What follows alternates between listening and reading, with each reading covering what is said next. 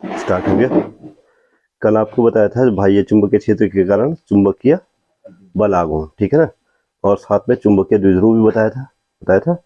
आज जो आपका चैप्टर है ये है भाई एक समान चुंबकीय क्षेत्र में स्थित दंड चुंबक पर बल युग्म का आघूर्ण। एक समान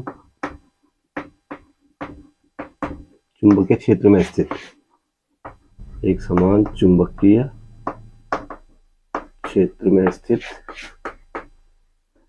दंड चुंबक पर, दंड चुंबक समझते हैं सब लोग, दंड चुंबक पर बल युग्म का आघूर्ण, बल युग्म का, अगर कोई दंड चुंबक है भाई वो एक समान चुंबकीय क्षेत्र में स्थित है तो उस पर कितना बल युग्म का आघूर्ण लगेगा ये आपको कैलकुलेट करना है, ठीक है ना। अब आप लोग जानते हैं कि सपोज के लिए कोई भी दंड चुंबक का मतलब है एक छड़ चुंबक, अगर हम उसको स्वतंत्रता पूर्वक लटकाएं भाई, ठीक है ना, तो वो क्या करता है उत्तर दिशा और दक्षिण दिशा में, उसका एक सिरा उत्तर दिशा में ठहरेगा, दूसरा सिरा कहाँ ठहरेगा, दक्षिण दिशा में ठहरेगा। और ठीक यही व्यवहार किसका होता है, धारा लूप का होता है। धारा लूप में अगर आप एक धारा लूप बनाएं, एक कुंडली बनाएं, ठीक है, और उसको स्वतंत्रता पूर्वक लटका दें तो वो भी हमेशा उसका जो व्यवहार होगा ठीक किसके बराबर होगा, किसके जैसा होगा, दंड चुंबक के जैसा होगा या किसी और चुंबक के जैसा होगा। कहने का मतलब यह है कि धारा लूप भी अपने आप में क्या होता है, एक चुंबक होता है। अब इससे पहले कि हम इसको शुरू करें थोड़ा सा आपको एक चीज और मैं आपको ले जाता हूँ, आपने थोड़ा सा ये याद रखना है, चुंबक का परमाणुवीय मॉडल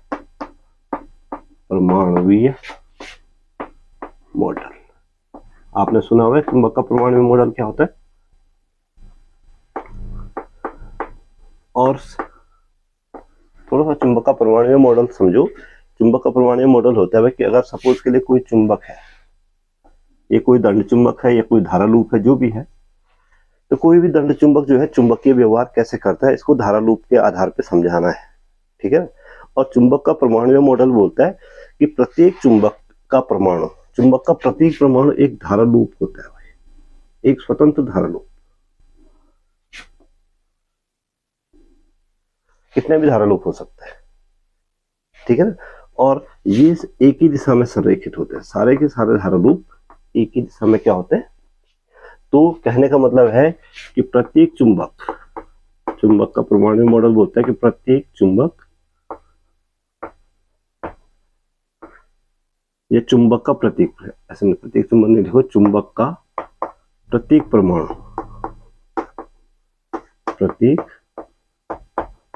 परमाणु क्या होता है, एक धारा लूप होता है, ठीक है ना। और ये जो धारा लूप है ये सारे के सारे धारा लूप ये एक ही दिशा में संरेखित होते हैं, एक ही दिशा में। और इन धारा लूपों का जो द्वारा उत्पन्न चुंबकीय क्षेत्र है भाई, जो छोटे छोटे धारा लूप चुंबक उत्पन्न करते हैं, चुंबकीय क्षेत्र उत्पन्न करते हैं, वही इस चुंबक का सामूहिक क्या होगा, चुंबकीय क्षेत्र होगा, ठीक है। उन धारा लूपों द्वारा उत्पन्न अलग अलग चुंबकीय क्षेत्रों को अगर हम जोड़ दें तो इस दंड चुंबक का क्या होगा, चुंबकीय क्षेत्र होगा। तो ये चुंबक का परमाणुवीय मॉडल है, ये आपको याद रखना है। आई बात समझ में, क्या बोला मैंने, चुंबक का परमाणुवीय मॉडल बोलता है कि प्रत्येक चुंबक, प्रत्येक दंड चुंबक, प्रत्येक नाल चुंबक, कोई भी चुंबक छोटे छोटे परमाणु से मिलकर बना होता है और उनमें से प्रत्येक परमाणु एक धारा लूप होता है, ठीक है ना। और जो धारा लूप होता है ये एक ही दिशा में संरेखित होता है भाई, ऐसा नहीं कि ये इधर इस दिशा में है, ये वाला इस दिशा में, ऐसा नहीं होता है, बल्कि एक ही डायरेक्शन में क्या होता है, अलाइंड होता है। और इसीलिए जो है इनके द्वारा उत्पन्न, इनका इसका चुंबकीय क्षेत्र अलग होगा, इसके द्वारा उत्पन्न चुंबकीय क्षेत्र अलग होगा, इसके द्वारा उत्पन्न अलग होगा। और ऐसे ही सपोज के लिए एन है तो एन धारा लूप है तो एन धारा लूपों का जो सम्मिलित चुंबकीय क्षेत्र होगा वो इस दंड चुंबक का चुंबकीय क्षेत्र कहलाएगा। क्लियर हो गई बात, ठीक है ना। अब हम आते हैं किस पे, सपोज के लिए अब हमें एक समान चुंबकीय, अब हम अपने आर्टिकल पे आते हैं कि एक समान चुंबकीय क्षेत्र में स्थित दंड चुंबक पर लगने वाला बल युग्म का आघूर्ण। अब सपोज के लिए कोई दंड चुंबक है, ये एक समान चुंबकीय क्षेत्र है भाई, और इसको मैं सीधी लाइन से दिखा रहा हूं, ये कोई एक समान चुंबकीय क्षेत्र है, इस चुंबकीय क्षेत्र की तीव्रता कितनी है, बी है। और इस चुंबकीय क्षेत्र में चुंबकीय क्षेत्र की दिशा से थीटा कोण पर एक दंड चुंबक लटकाया गया है। एक क्या लटकाया गया है? दंड चुंबक लटकाया गया। ये कितना कोण बना रहा है चुंबकीय क्षेत्र से? थीटा कोण। ठीक है ना। अभी मैंने आपको कहा कि चुंबक का परमाणु मॉडल बोलता है कि प्रत्येक चुंबक एक धारा लूप से मिलकर बना होता है। तो ये भी धारा लूप से मिलकर बना होगा। एक धारा लूप ये हो गया, दूसरा धारा लूप ये हो गया, तीसरा धारा लूप ये हो गया, और कई सारे होंगे। हम तो इसमें चूंकि ज्यादा नहीं दिखा पाएंगे, असल में इसमें लाखों करोड़ों की संख्या में होना है, और चूंकि लाखों करोड़ों की संख्या में दिखाना संभव नहीं है, ठीक है ना। तो जितने आते हैं इसमें, और ये एक ही दिशा में अलाइन है भाई, ध्यान दो। ये सपोज के लिए इस डायरेक्शन में है, इन सब का डायरेक्शन एक ही होना चाहिए, ठीक है। तो चुंबकीय क्षेत्र में पूरी दंड चुंबक स्थित है, मान लेते हैं कि माना कैपिटल बी तीव्रता के चुंबकीय क्षेत्र में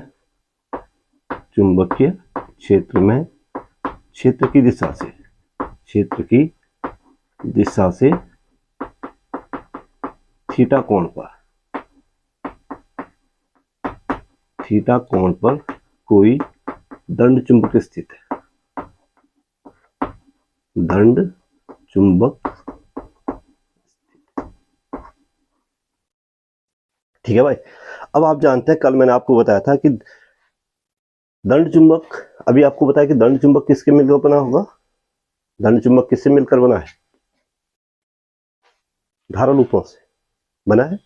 और धारा लूप पर कल आपको बताया था कि कोई भी चुंबकीय क्षेत्र में स्थित धारा लूप पर कितना बल आघूर्ण लगता है? आई ए बी साइन थीटा। अब देखो, इसके बाद यहाँ पे मान लेते हैं कि बी तीव्रता के चुंबकीय क्षेत्र में, ध्यान से सुनो, कोई दंड चुंबक थीटा कोण पर स्थित है, ठीक है। अब दंड चुंबक किससे मिलकर बना है? चुंबक का परमाणु मॉडल बोलता है। इसके बाद आपको ये लिखना होगा कि चुंबक का परमाणु मॉडल बोलता है कि प्रत्येक चुंबक दंड किससे मिलकर बना होता है? छोटे छोटे परमाणु से मिलकर बना होता है। इनमें से प्रत्येक परमाणु एक धारा लूप का काम करता है, ठीक है। और धारा लूप का काम करता है, तो इन सब धारा लूपों का जितना चुंबक तो उत्पन्न होता है एक धारा लूप से, उसको हम जितना धारा लूप है उससे मल्टीप्लाई कर रहे हैं या उन सबको जोड़ते हैं, तो टोटल चुंबक तो निकल आएगा इसका, ठीक है। अब इसके बाद ये लिखोगे आप, ठीक है ना, आई बात समझ, ठीक। अब आप जानते हैं, चूंकि चुंबकीय क्षेत्र की दिशा से थीटा कोण पर स्थित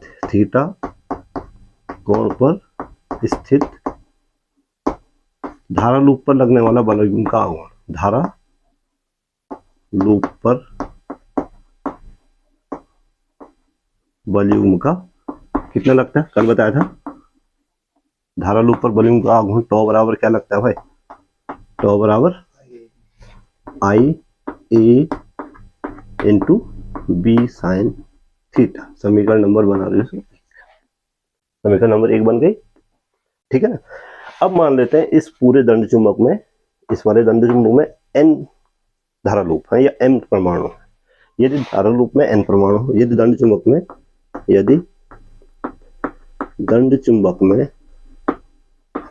n धारा लूप, असल में धारा लूप क्या है? असल में धारा लूप परमाणु, ठीक है। तो दंड चुंबक पर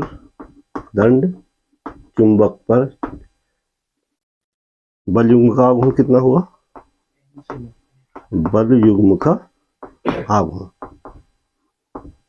कुल बल युग्म का आघूर्ण कितना हो जाएगा?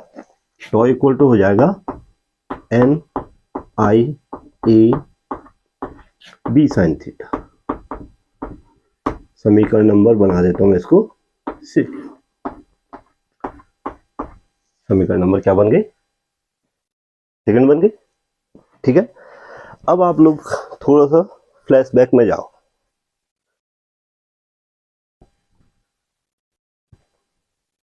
फ्लैशबैक का मतलब क्या होता है?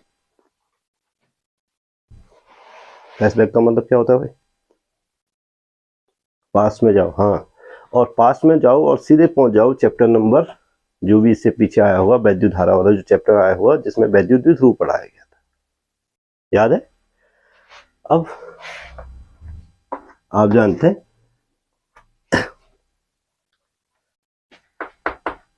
ई तीव्रता के वैद्युत क्षेत्र में स्थित, वैद्युत क्षेत्र में थीटा कोण पर, ई की दिशा से थीटा कोण पर है, थीटा कोण पर स्थित, थीटा कोण पर रखे गए वैद्युत द्विध्रुव, वैद्युत पर बलयुग्म का आघूर्ण कितना होता था भाई? अगला चैप्टर पिछले चैप्टर से क्या होगा, रिलेटेड होगा, ध्यान रहे। वैद्युत बलयुग्म का आघूर्ण द्विध्रुव पर लगने वाला क्या होगा?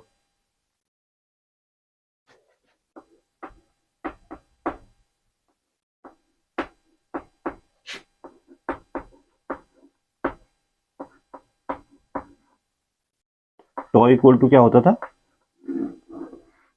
P sine theta. Tau equal to क्या होता है? P E sine theta. ध्यान रहे, सुन लो, ध्यान से सुनो क्या बोल रहा हूं। अगर हम किसी धारावाही कुंडली को या धारा लूप को वैद्युत क्षेत्र में रखते हैं तो वो वैद्युत द्विध्रुव की भांति व्यवहार करता है। किसकी भांति व्यवहार करता है? और अगर हम चुंबकीय क्षेत्र में रखते हैं तो किसकी भांति व्यवहार करता है? चुंबकीय द्विध्रुव की भांति। इसका मतलब वैद्युत क्षेत्र में स्थित बलयुग्म का आघूर्ण और चुंबकीय क्षेत्र में स्थित बलयुग्म का आघूर्ण, ये एक दूसरे के क्या है? समतुल्य है। एक दूसरे के क्या है? टॉ, ये वाला टॉ बलयुग्म का आघूर्ण और ये वाला टॉ, भले अलग अलग चीजें हैं लेकिन एक दूसरे के समतुल्य है, इनकी तुलना की जा सकती है। क्यों की जा सकती है? क्योंकि जो धारावाही कुंडली है, ये धारावाही कुंडली है, ध्यान से सुनो, ठीक है। इसको हम वैद्युत क्षेत्र में रखें तो ये किसकी भांति व्यवहार करता है? वैद्युत द्विध्रुव की भांति व्यवहार करता है।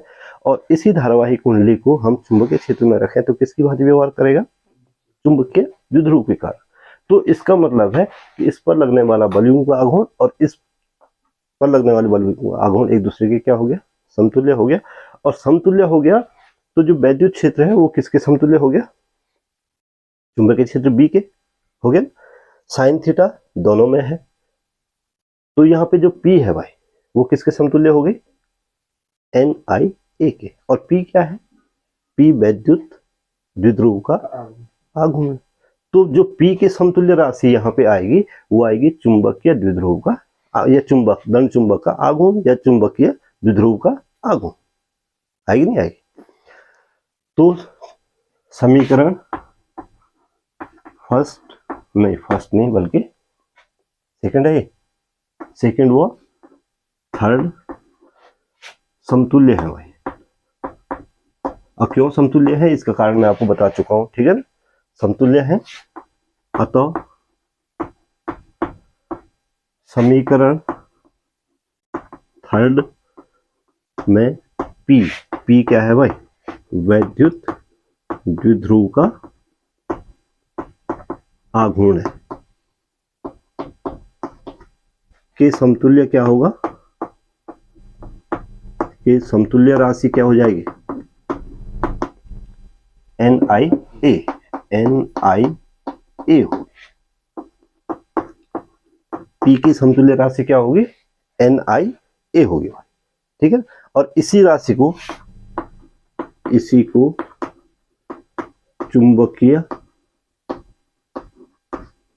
द्विध्रुव का आघूर्ण कहते हैं। द्विध्रुव का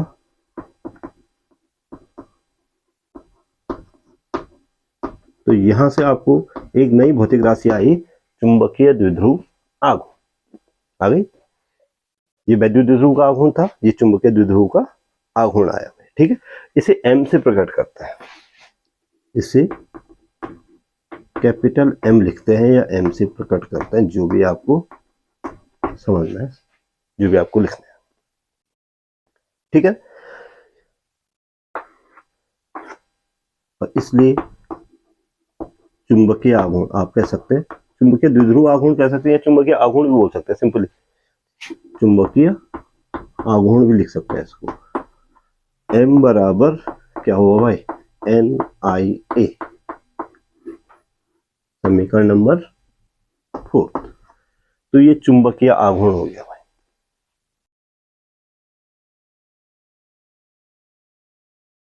m बराबर क्या हो गया, NiA, ठीक है। और m का मान अगर मैं यहां पे रख दूं, कहां पे, समीकरण नंबर 2 में, m का मान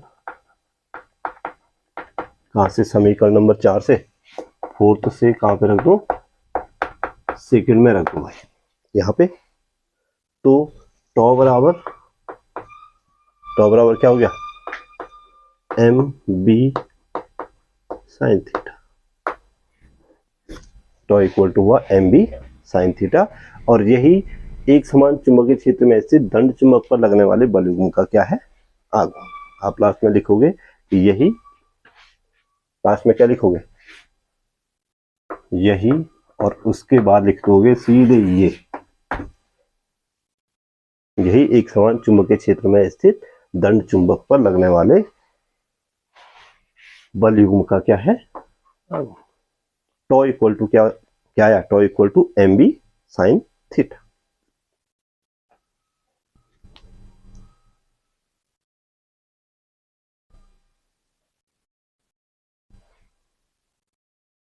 आगे बात समझ में। अब हमारे पास चूंकि एक नई राशि, भौतिक राशि इंट्रोड्यूस हुई है भाई, कौन सी, M, चुंबकीय आघूर्ण इंट्रोड्यूस हुई है। हम इसका तुरंत क्या निकालेंगे, क्या निकालेंगे, मात्रक और विमा निकालेंगे, सही कहते। अब समीकरण 4 से उठाओ, m इक्वल टू क्या है भाई, m इक्वल टू NiA है कि नहीं। तो इसलिए m का मात्रक, m का n क्या है इसमें, कैपिटल N, कैपिटल N क्या रिप्रेजेंट कर रहा है, फेरों की संख्या नहीं बल्कि लूप्स की संख्या। हाँ, तो संख्या का जो मात्रक, लिख लो, तुम्हारी इच्छा है, क्या फर्क पड़ने वाला है, n लिखो, स्मॉल n लिखो, कुछ भी लिखो, अगर तुम उसको x भी लिखोगे तो भी उसमें कोई फर्क नहीं पड़ने वाला, ठीक है।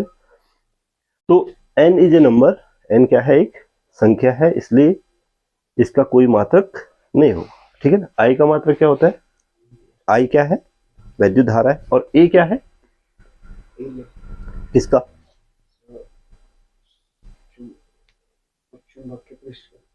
किस चुंबक के पृष्ठ, पृष्ठ की तो कोई बात ही नहीं हुई।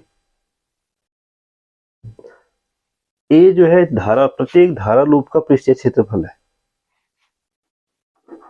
ये प्रत्येक धारा लूप का क्या है, पृष्ठीय क्षेत्रफल है। तो m का मात्रक हो गया, एक तो आपने बोला क्या, एम्पियर, और पृष्ठीय क्षेत्रफल का मात्रक क्या होता है भाई, पृष्ठीय क्षेत्रफल का मात्रक, क्या होता है, मीटर स्क्वायर। तो जो m का मात्रक आया वो आया एम्पियर मीटर स्क्वायर, ठीक है ना। तो आप लोगों को ये लॉजिक्स अपने तरफ से लाने हैं, ठीक है ना। कहीं से ये कोई बताएगा थोड़ी नहीं आपको कि आप कहाँ से क्या उठाओगे, इसका मात्रक क्या होगा, ठीक है ना। तो ये आप लोगों को खुद निकालना है। इसमें I आया हुआ है, I का मात्रक क्या हुआ है, A आया हुआ है, A क्या है, इसका मात्रक क्या होगा, और फिर कंप्लीट भौतिक राशि का मात्रक क्या होगा। आ गया बात समझ में। और M की जो विमा होगी, अब कौन बोलेगा, मीटर स्क्वायर है, जो क्रम होता है वो क्या होता है, M/L/T थीटा, इस क्रम में रखते। तो सबसे पहले मीटर स्क्वायर यानी कि L2 एम्पियर, L2 भी लिख सकते हैं आप, लेकिन आप क्रम से लिखोगे तो L2A लिखा जाएगा, ठीक है। तो एक समान, सबसे पहले चुंबक का परमाणु मॉडल क्या होता है, बात समझ में आ गई, ठीक है ना। और फिर एक समान चुंबकीय क्षेत्र में से दंड चुंबक पर लगने वाला बलयुग्म का आघूर्ण कैसे हम निकालते हैं, और उसमें हम वैद्युत क्षेत्र की, वैद्युत द्विध्रुव पर लगने वाले बलयुग्म के आघूर्ण का क्यों इस्तेमाल करते हैं? वो दोनों राशियां समतुल्य कैसे है? वैद्युत द्विध्रुव पर लगने वाले बलयुग्म का आघूर्ण और चुंबकीय द्विध्रुव पर लगने वाले या चुंबकीय लूप पर लगने वाले द्विध्रुव का आघूर्ण, ये दोनों एक दूसरे के समतुल्य क्यों है, ये मैं आपको बता चुका। ठीक है, इसीलिए देखो, जब तक दो भौतिक राशियां समतुल्य नहीं होंगी उसकी तुलना नहीं हो सकती। ठीक, तो पहले आपको ये लॉजिक स्थापित करना पड़ेगा कि हम इसको समतुल्य मान रहे हैं, तो क्यों मान रहे हैं? क्यों माना हमने किसके आधार पर माना? किसी भी धारावाही कुंडली के चुंबकीय क्षेत्र और वैद्युत क्षेत्र में व्यवहार के आधार पर उनको समतुल्य मानना है। क्लियर हो गई बात? एग्जाम में आएगा, कर लोगे। ठीक है, मिटा दूं?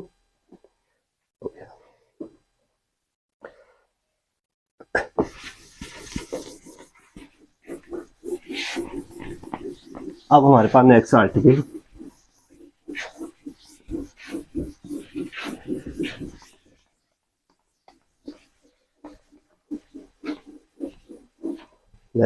है भाई चुंबकीय द्विध्रुव आघूर्ण।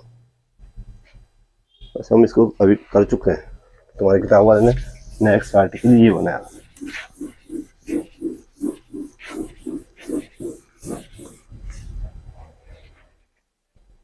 यहां से इसको परिभाषित किया हुआ चुंबकीय द्विध्रुव आघूर्ण। चुंबकीय द्विध्रुव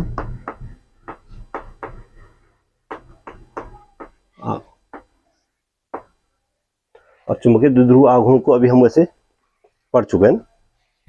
ठीक है, आप जानते हैं कि अगर हम किसी चुंबकीय क्षेत्र बी में अगर हम चुंबकीय क्षेत्र की दिशा से थीटा कोण पर कोई चुंबक रखें, जो मैं बोल रहा हूँ ये थ्योरी है, ये लिखना भी है। ठीक है ना, तो थीटा कोण पर हम कोई चुंबक रखें या दंड चुंबक रखें, अभी से पहले आपने पढ़ा हुआ है, तो उस पर लगने वाला बलयुग्म का आघूर्ण टॉ बराबर कितना होता था? Tau equal to M B sine theta. इसको मैं बना दे रहा हूं समीकरण नंबर 1। समीकरण नंबर, ये आपने अभी पढ़ा है। यदि थीटा बराबर 90 डिग्री, यदि थीटा बराबर, देखो साइन थीटा का मैक्सिमम मान कितना होता है? अधिकतम मान साइन थीटा का होता है। साइन थीटा का अधिकतम मान, साइन थीटा की मैक्सिमम वैल्यू कितनी होती है? मैक्सिमम वैल्यू +1 होती है। तो अगर हम चुंबकीय द्विध्रुव को, दंड चुंबक, चुंबकीय द्विध्रुव एक ही बात है वैसे, यदि हम दंड चुंबक को चुंबकीय क्षेत्र के लंबवत रखें, यानी कि थीटा बराबर कितना हो? 90 डिग्री हो, तो अधिकतम बल आघूर्ण लगेगा भाई। द्विध्रुव पर क्या लगेगा? बल आघूर्ण अधिकतम होगा। तो टॉ मैक्सिमम इक्वल टू हो जाएगा mb। टॉ मैक्सिमम कितना हो जाएगा? देखो, ये चुंबकीय क्षेत्र है, एक समान चुंबकीय क्षेत्र।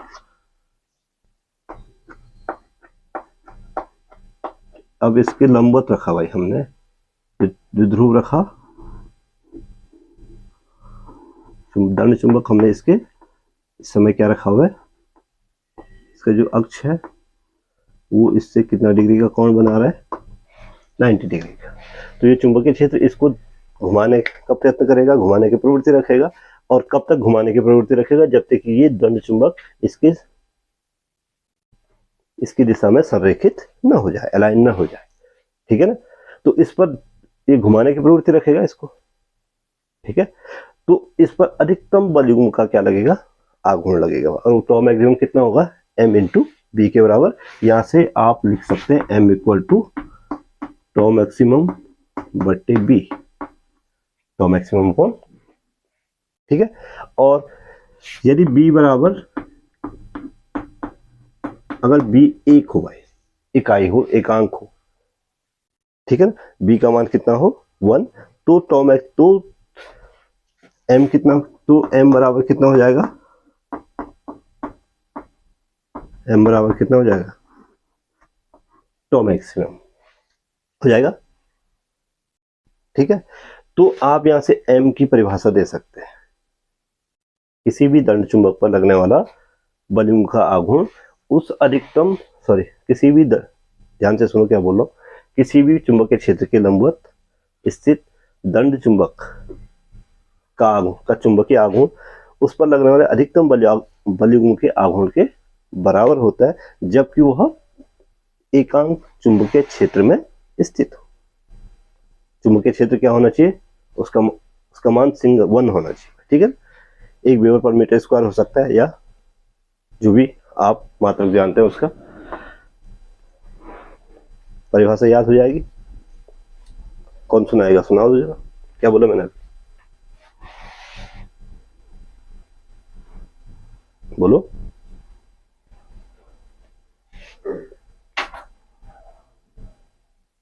किसी चुंबकीय, ध्यान फिर से बोल रहा हूँ, यहां से निकालो परिभाषा, यहीं से निकालनी है, ठीक है।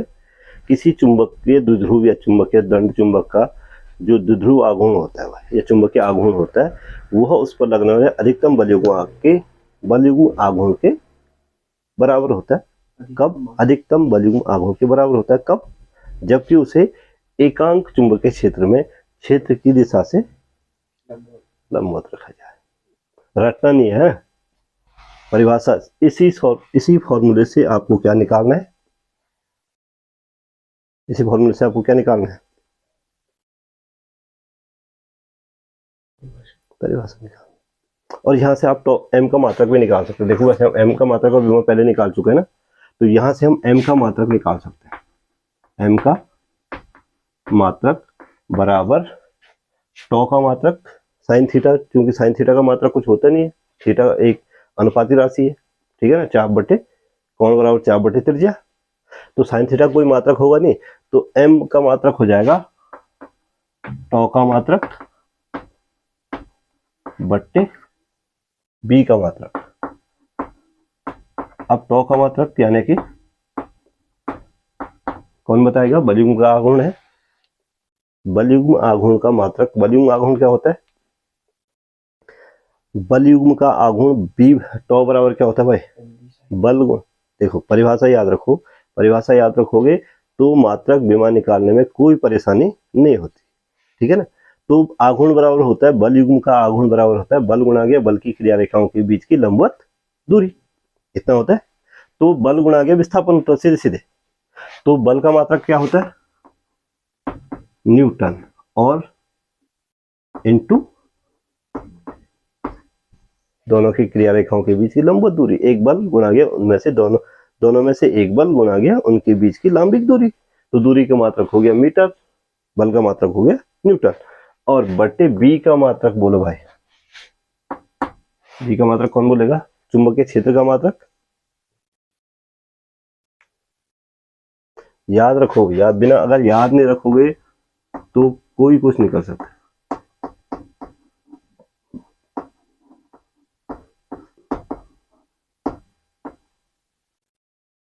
क्या होता है, न्यूटन पर एम्पियर मीटर या वेबर पर मीटर स्क्वायर।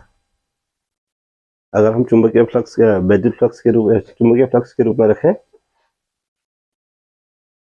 तो न्यूटन पर मीटर स्क्वायर, ठीक है।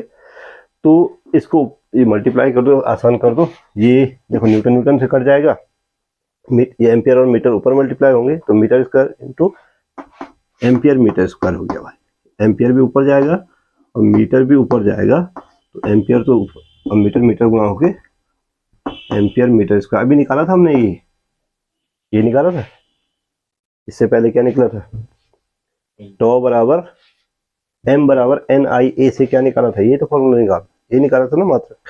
और इसकी जो विमा होगी वो भी अभी वो m की जो विमा होगी वो तो निकाली है, तो L2A या AL2, आप इसको ऐसा भी लिख सकते हैं, A जो आपको उचित लगे। चुंबकीय द्विध्रुव आघूर्ण क्या होता है, दंड चुंबक पर लगने वाला बलयुग्म का आघूर्ण क्या होता है, बात समझ में आ गई। इसका मात्रक क्या होता है, इसकी विमा क्या होती है, ये मैं आपको बता चुका हूं।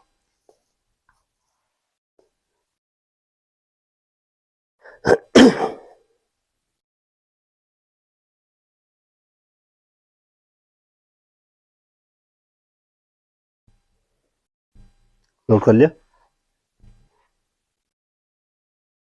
अभी टाइम है, हम एक और आर्टिकल कर सकते हैं सॉल्व, ठीक है ना। तो अभी इसमें कुछ पूछना है किसी को, यहाँ तक कुछ पूछना है? बिल्कुल नहीं। देखो वैद्युत वाले चैप्टर को आप लोग, मैं आपको, आपने क्या करना है कि हम इस चैप्टर को शुरू कर, ये जो चैप्टर है पूरी तरह से समतुल्य है, इक्विवेलेंट है किसके, जो हमने वैद्युत द्विध्रुव वाला चैप्टर पढ़ा, ठीक है ना। उसी से द्विध्रुव आघूर्ण आएगा, उसी से जो है चुंबकीय आघूर्ण आएगा, जैसे किसका द्विध्रुव का आघूर्ण आया, तो सारी जो भौतिक राशियां एक दूसरे से रिलेटेड है। तो इसलिए आपको क्या करना है कि एक बार घर जाके वो वाला चैप्टर रिवीजन करना है, ठीक है ना। और फिर ये चैप्टर बहुत आसान लगेगा। अभी जो आर्टिकल आएगी, नेक्स्ट आर्टिकल तुम्हारे पास शायद है, चुंबकीय क्षेत्र द्विध्रुव को चुंबकीय क्षेत्र में घुमाने में कृत कार्य। अगर आप याद करोगे तो वैद्युत द्विध्रुव को वैद्युत क्षेत्र में घुमाने में कृत कार्य हम निकाल चुके हैं। तो यहां से हम निकालेंगे, नेक्स्ट आर्टिकल है चुंबकीय द्विध्रुव को चुंबकीय द्विध्रुव को चुंबकीय क्षेत्र में घुमाने में कृत कार्य। और आप देखोगे जो फॉर्मूले निकल रहे हैं वो भी लगभग वहां पे पी, जो वैद्युत वाला जो चैप्टर है उसमें जो द्विध्रुव का आघूर्ण होता था पी, यहाँ उसको रिप्लेस कर दे रहे हैं हम किससे, एम से। जो वैद्युत क्षेत्र की तीव्रता होती थी ई, वो रिप्लेस हो जाएगी किससे, चुंबकीय क्षेत्र की तीव्रता बी से। और जो फॉर्मूले आएंगे बिल्कुल समतुल्य आएंगे। आप में से कोई बता सकता है कि वैद्युत द्विध्रुव को वैद्युत क्षेत्र में घुमाने में हमें कितना काम करना पड़ता था, W इक्वल टू क्या होता था?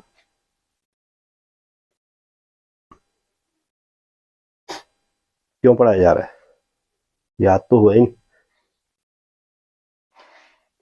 अगर कोई वैद्युत द्विध्रुव है जिसका द्विध्रुव आघूर्ण स्मॉल p है, उसे वैद्युत क्षेत्र की तीव्रता ई में, ई तीव्रता के वैद्युत क्षेत्र में थीटा कोण हम घुमाएं तो कितना कार्य करना पड़ता था, W equal to P E one minus P E in bracket one minus cos theta काम करना पड़ता था। यहाँ भी वही निकलेगा, लेकिन P को रिप्लेस कर देगा कौन रिप्लेस करेगा, M। और E को रिप्लेस करेगा कौन, B। अब कैसे रिप्लेस करेगा, ये यहाँ पे देखो, आई बात समझ में? देखो अब आप थोड़ा सा थ्योरी लिखो कि मान लेते हैं, माना एक समान चुंबकीय क्षेत्र B में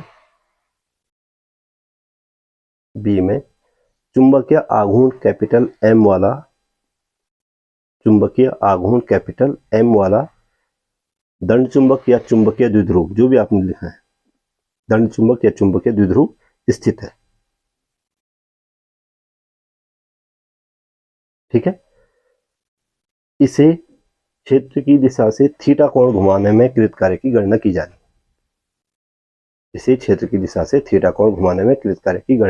जानी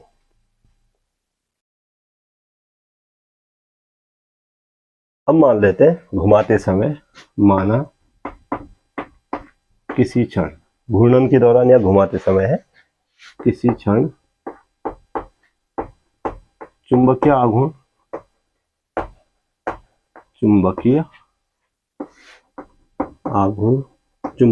का क्या लिखते हैं, M, तथा चुंबकीय क्षेत्र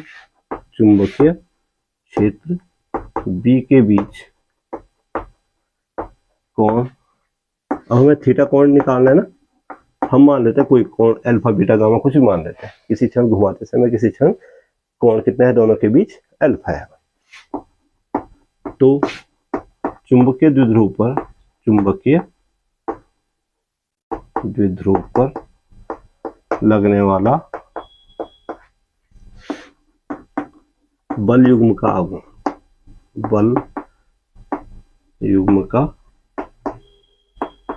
कितना हो जाएगा, टॉ इक्वल टू कितना हो जाएगा, टॉ बराबर कितना हो जाएगा,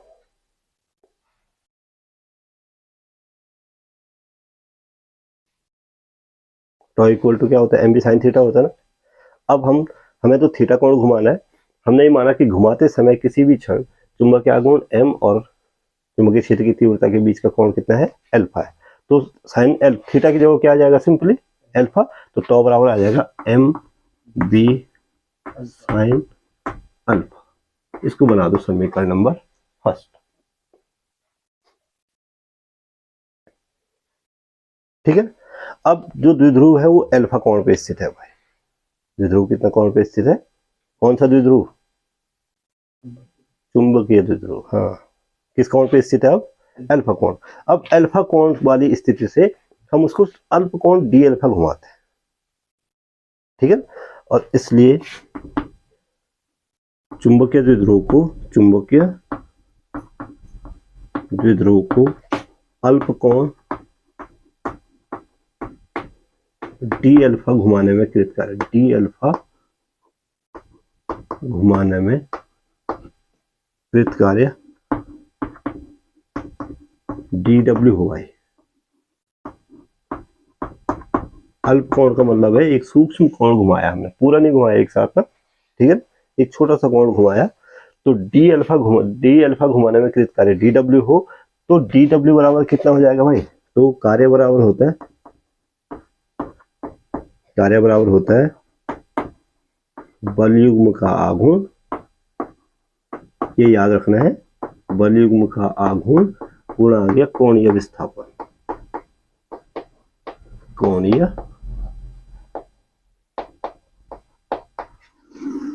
ये इसको नोट कर लो। कार्य बराबर होता है बल युग्म का आघूर्ण गुणा गया कोणीय विस्थापन, याद रहेगा। तो डी डब्ल्यू इक्वल टू कितना हो जाएगा, finally D W will be equal to बल युग्म का आघूर्ण हो गया M B sine alpha, M B sine alpha और into D alpha. Make it equation number 2। ठीक है ना। अब हमें कितना कोण घुमाना है, थीटा कोण। हमें कितना कोण घुमाना है, तो थीटा कोण घुमाना है। तो हम ये मान के चलते हैं कि पहले जो चुंबकीय द्विध्रुव था या दंड चुंबक था वो क्षेत्र की दिशा में था, और क्षेत्र की दिशा से हम थीटा कोण घुमा रहे हैं। तो पहले वो क्षेत्र की दिशा में था, तो उसका मतलब है क्षेत्र की दिशा से कितना कोण बना रहा है, 0 डिग्री। ठीक है। और जब वो थीटा कोण घुमाया जाता है तो क्षेत्र की दिशा से कितना कोण बनाएगा, थीटा। तो हम 0 और थीटा के बीच इसका समाकलन कर देंगे। इसका क्या करेंगे, समाकलन कर देंगे। तो आप लिखोगे चुंबकीय द्विध्रुव को क्षेत्र की दिशा, चुंबकीय द्विध्रुव को क्षेत्र की दिशा पुस्तक में लिखो थीटा बराबर 0, थीटा बराबर 0 से, थीटा बराबर 0 से थीटा कोण घुमाने में कृत कार्य की गणना करने के लिए, थीटा कोण घुमाने में कृत कार्य की गणना करने के लिए हमें समीकरण सेकंड का समाकलन अल्फा बराबर 0 डिग्री से अल्फा बराबर थीटा डिग्री के मध्य करना पड़ेगा। समीकरण सेकंड का समाकलन अल्फा बराबर 0 डिग्री से अल्फा बराबर 0 डिग्री से अल्फा बराबर थीटा डिग्री की सीमाओं के अंतर्गत करना पड़ेगा। तो इसलिए द्विध्रुव को घुमाने में, इसलिए द्विध्रुव, अब द्विध्रुव का मतलब वैद्युत द्विध्रुव मत समझना है। ठीक है। इसलिए द्विध्रुव को थीटा कोण घुमाने में कृत कार्य, थीटा कोण घुमाने में कृत कार्य W बराबर क्या बताया मैंने अभी आपको कि समाकलन कर देंगे 0 डिग्री से और थीटा के बीच किसका, M B sine alpha D alpha का, M B sine alpha D alpha. करो समाकलन। तो W इक्वल टू हो गया, देखो एम बी तो बाहर आ गया, एम और बी क्या हो गया, देखो अल्फा के अगर समाकलन हो रहा है तो एम और बी कांस्टेंट है, बाहर आ गया। 0 डिग्री टू थीटा क्या बचा, साइन अल्फा, साइन अल्फा का डी अल्फा। साइन थीटा का समाकलन क्या होता है? कॉस थीटा होता है, माइनस कॉस थीटा होता है, ये याद है। साइन थीटा का समाकलन करते हैं तो क्या बनता है? थीटा की जगह डी थीटा नहीं डी अल्फा। तो W इक्वल टू हो गया भाई एम बी, इसका हुआ minus cos alpha within limits 0 degree to theta, 0 degree to, ठीक है। अब W इक्वल टू माइनस को बाहर ले आओ, माइनस को क्या ले आओ, ठीक है। तो W इक्वल टू माइनस, तो बाहर ले लेता हूं M B cos alpha within limit 0 to theta, ठीक है। और W equal to minus M B, देखो कॉस थीटा माइनस कॉस 0 हो जाएगा, कॉस थीटा माइनस कॉस, पहले अपर लिमिट फिर लोअर लिमिट। अब कॉस 0 का मान कितना होता है? कॉस 0 डिग्री इक्वल टू 1 होता है, मालूम है। तो ये हो जाएगा W equal to minus M B cos theta minus 1, cos theta minus, ठीक है। इतना कृत कार्य है भाई, इतना क्या है। अब चूंकि माइनस में आ रहा है तो इसको हम इन दोनों से हम माइनस को कॉमन ले सकते हैं। अगर हम इन दोनों को माइनस से कॉमन लेंगे तो ये आगे आ जाएगा, ये पीछे चला जाएगा, ये माइनस माइनस से क्या हो जाएगा? प्लस हो जाएगा। तो W इक्वल टू इसको हम ऐसे लिख सकते हैं, W equal to M B 1 minus cos theta. समीकरण नंबर कौन सी? थर्ड। तो किसी भी चुंबकीय द्विध्रुव को या किसी भी दंड चुंबक को चुंबकीय क्षेत्र की दिशा में अगर हमें थीटा कोण घुमाना है तो हमें काम करना पड़ता है कितना? W equal to M B 1 minus cos theta. बात समझ में आ गई कि नहीं आई? आ गई। और अगर आप फ्लैशबैक में जाओ,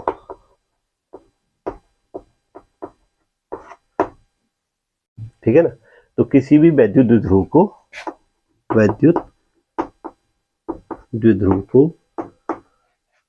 क्षेत्र की दिशा से, क्षेत्र वैद्युत क्षेत्र है, क्षेत्र की दिशा से थीटा कोण घुमाए, थीटा कोण घुमाने में कृत कार्य W इक्वल टू होता था PE 1 माइनस कॉस थीटा। याद है किसी को? W इक्वल टू क्या होता था? दोनों कार्य हैं तो ये दोनों एक दूसरे के समतुल्य है भाई। फिर से दोनों फॉर्मूले एक दूसरे के क्या आ गया? समतुल्य आ गया। P की जगह पे क्या आ गया? M। ये वैद्युत द्विध्रुव का आघूर्ण, ये चुंबकीय द्विध्रुव का आघूर्ण, ये वैद्युत क्षेत्र की तीव्रता, ये चुंबकीय क्षेत्र की तीव्रता, 1 माइनस कॉस थीटा। वैसे क्या वैसे आ गया, आगे नहीं आ गया।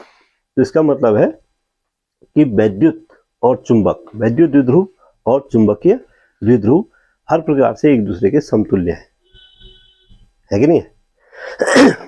ये बात समझ में आ गई, ठीक है। अगर हम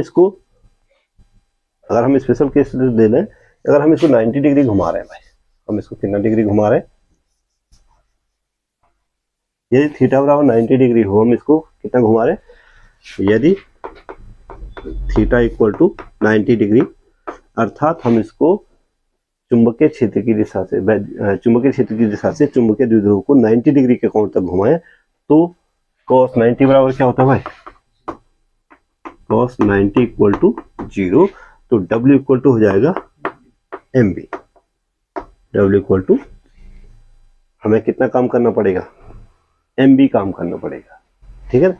अगर हम इसको ठीक उल्टा कर दें, देखो चुंबकीय क्षेत्र की तीव्रता इधर को है, हम इसको 180 डिग्री घुमा दें, ठीक। तो यदि थीटा बराबर 180 डिग्री, यदि थीटा बराबर 180 डिग्री, तो cos 180 का मान कितना होता है? cos 180 डिग्री का मान -1 होता है। कितना होता है? ठीक है। तो W बराबर MB 1 minus minus 1, minus minus का क्या हो जाएगा प्लस, तो W इक्वल टू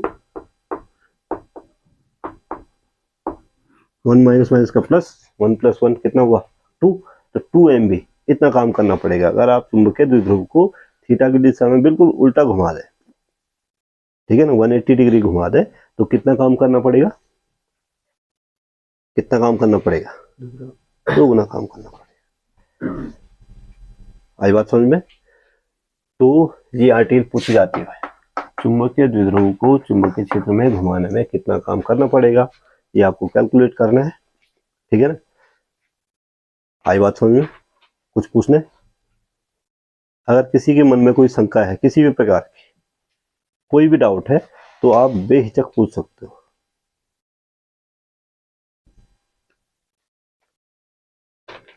नहीं पूछने? तो आज की लीला यहीं पे समाप्त।